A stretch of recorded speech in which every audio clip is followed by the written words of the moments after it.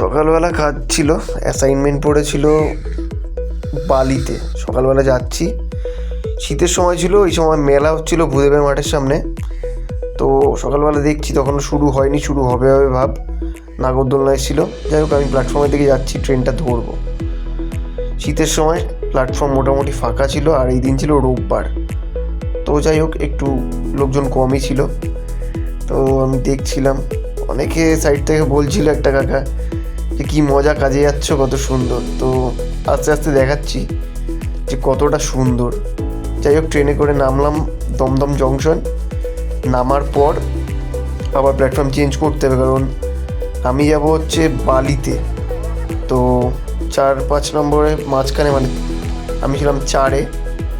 তো ট্রেনটা ধরবো বলে এদিকে চলে এসেছিলাম, ডানকুনি লোকাল ধরবো। এবার ট্রেনটা সেদিন খুব ভিড় ছিল, তার থেকে বড়ো কথা ট্রেনটা ছিল লেট। আমি ভেবেছিলাম কতই লেট হবে, যার কারণে পরে উঠেছিলাম হচ্ছে ভ্যান্ডারে। যাক, বলতে বলতে ট্রেন যখন চলে এসেছিলো, ট্রেনে উঠলাম, ভ্যান্ডারে বসেছি। আর এইদিকে একটা ভয় লাগছিলো যে টিটি যেন না পড়ে, কারণ যতই টিকিট থাকুক যাই থাকুক, ভ্যান্ডারে কিন্তু সবাই উঠতে পারে না। তো বসে আছি, ভাবছি টিটি যেন না ওঠে, কারণ রোববারের দিন সকালবেলা। যাই হোক, দেখছিলাম দক্ষিণেশ্বর ব্রিজটা পার হচ্ছে, একবার নমস্কার দিয়ে নিলাম সকালবেলা। বলতে বলতে নেমে গেলাম বালিতে, বালি হল্ট। যাই হোক, এই যে বালি হল্ট। এবার বালি হল্ট থেকে তো নেমে জানোই, উপর থেকে মনে হয় পাহাড় থেকে নামছি। নামার পর মোটামুটি নিচে যখন নামলাম, নামছি নামার পর আবার ধরলাম হচ্ছে টোটো। যাই হোক, টোটোতে করে আবার অনেকটা দূর গেলাম, গিয়ে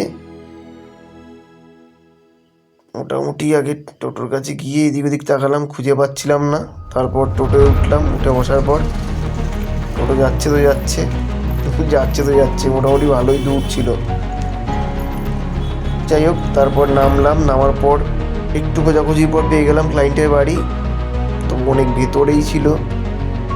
ধীরে ধীরে যখন যাচ্ছি, যাওয়ার পর চুল কাটি নিয়ে দিন একটু অস্বস্তি লাগছিল, দাড়িগুলো সব বড়ো ছিল, খুব বিরক্তিকর লাগছিল। যাই হোক, ক্যামেরাটা সেট করে নিয়ে বসেছিলাম যে কখন কি শুরু হবে কাজবাজ। তারপর যখন শুরু হয়ে গেছিলো বৃদ্ধিটা আমার শট নেওয়া হয়নি। নেওয়ার পর এইদিকে সিঙ্গেল কিছু নেবো বলে যখন যাচ্ছিলাম, তারপর সিঙ্গেল নেওয়ার পর যখন বাড়িতে আসলাম, দেখি ফিলোরানি ভালো মতো জমে বসে আছে উপরে, যেন ওরই বাড়ি আমরা ঘুরতে এসেছি। তাদের তাই ছিল, বাড়ির লোকজন তাই বলছিল, খুব আদরে। তারপর সন্ধ্যাবেলা যখন রেডি হয়ে গেছি, আমরা রেডি হয়ে বসেছিলাম। এইদিকে হচ্ছে তোমার ঘাট, আর এইদিকে হচ্ছে এরকমই ছিল ওই দিনের লোকেশনটা। আমার মাথায় ঢুকলো না যে কেন ছিল, কী ছিল। যাই হোক, ছিল তো ছিল। তারপর বাইরে আসলাম, সে চা খেলাম, খেয়ে ওয়েট করছি কখন আসবে। এবার মেকআপ করতে গিয়ে পরে জানতে পারলাম যে দিদিটা কি গাড়িতে গেছিলো, সে গাড়ি একটু প্রবলেম হয়ে গেছিলো। যাই হোক, আমি ওয়েট করছি, করার পর সে দেখতেই পাচ্ছ কি জঘন্য লাগছে। তারপর বসে আছি, এদিকে কফির মেশিন রেডি হচ্ছে, সব কিছু রেডি হচ্ছে, আর আমি ওয়েট করছি তো করেই যাচ্ছি, কারণ একটু ওয়েটায় মানা যায়। কিন্তু এদিন শুরু হওয়ার আগে 1 থেকে 1.5 ঘন্টা ভাইও ভাবছে কী হচ্ছে। তো আমরা উপরে এসেছি, এসে আবার ল্যাদ খাচ্ছি। আর এইদিকে সঙ্গে তখন দিদি এলো, মোটামুটি 2 থেকে 2.5 ঘন্টা পর। আসার পর কাজ চালু যখন হলো, হওয়ার পর সমস্ত কাজে দিন হয়ে গেল। হওয়ার পর পরের দিন আমার ওই কাজ সামনে আবার ছিল বিদায়ের অ্যাসাইনমেন্ট, বিদায় প্লাস বোধন অ্যাসাইনমেন্ট। তো গাড়ি করে গন্তব্য ছিল হচ্ছে শেওড়াফুলি স্টেশনে শেওড়াফুলি গেলাম। গিয়ে মোটামুটি লোকেশনের ভিতরে গেলাম, অনেকটা ভেতরে ছিল, ওটা নয়, এটা যাওয়ার পর ছিল। কাজ শেষ করতে বেজেছিল আমার 5:30। ওই সময় খাওয়া দাওয়া করে বেরিয়েছি। বেরিয়ে এখন আমার যেতে হবে শেওড়াফুলি স্টেশন।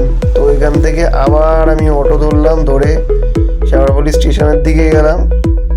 গিয়ে তারপর আবার ট্রেনের ওয়েট করছি করার পর ট্রেন চলে এলো। আসার পর একটা জিনিস ভালো ছিল যে ট্রেনটা ফাঁকা ছিল, কারণ এই সাইডটা মোটামুটি যখনই আমি ট্রেনে যাই এই দিকটা মোটামুটি ফাঁকাই থাকে। ট্রেনে উঠলাম, ওঠার পর দেখছি খুব ফাঁকা। বনগাঁ যদি ভাই এরকম হতো, আমি তখন এটাই ভাবছি। তো যাই হোক, যারা বলছিল যে কাজ বাড়ির পাশে থাকলে বা কাছাকাছি থাকলে কতটা মজা, এটা খুব একটা দূরত্ব না, মানে অন্য অন্য জায়গায় যেমন অ্যাসাইনমেন্ট পড়ে দূরে দূরে ততটা নয়, কিন্তু কতটা জার্নি থাকে, কাজ শেষ করার পরেও আসার মুহূর্তটা কতটা বিরক্তিকর লাগে দেখতেই পাচ্ছ। এখান থেকে এখনো আমি যাবো হচ্ছে বালি স্টেশন। তো ট্রেনে বসে আছি, ট্রেনের একটার পর একটা স্টেশন যাচ্ছে তো যাচ্ছি, আর আমি বসে ল্যাদ খেয়েই যাচ্ছি। এই হচ্ছে বিরক্তিকর বিষয়, যতই যাও সময়টা অনেক দিতে হয়। তো বসে আছি, কি করবো বুঝতে পারছি না। দেখছি একের পর এক স্টেশন পার হচ্ছে, আর আমি বসে বসে ল্যাদ খাচ্ছিলাম। এইটাই হচ্ছে বিরক্তি, যে জার্নিটা।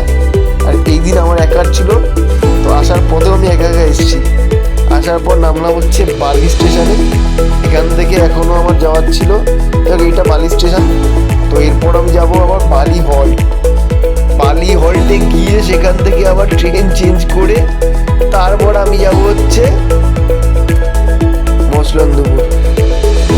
মানে মাথাটা কতটা বিরক্তিকর। দমদম জংশন হবে, জংশন থেকে নন্দা লোকাল ধরো, তারপর যাই হোক এখানে যে কতটা উঁচু থেকে এসছি, আসার পর আবার কতটা উঁচুতে উঠলাম সেটা আমিই জানি। 2-3 দিন কাজ করার পর কন্টিনিউ, তারপরে উঠতে গিয়ে আমার তো মোটামুটি খুব বিরক্তিই লাগছিল। কষ্ট করে উঠলাম, উঠে তখনও দেখি 20 মিনিট থেকে আধ ঘন্টা পর ট্রেন ছিল। এখানে ওয়েট করতে গিয়ে মোটামুটি বিরক্তিই লাগছিল, তার মধ্যে মশা ভাই যা বিরক্তিকর। তাও কোনো মতে কষ্ট সৃষ্টে কাজ শেষ।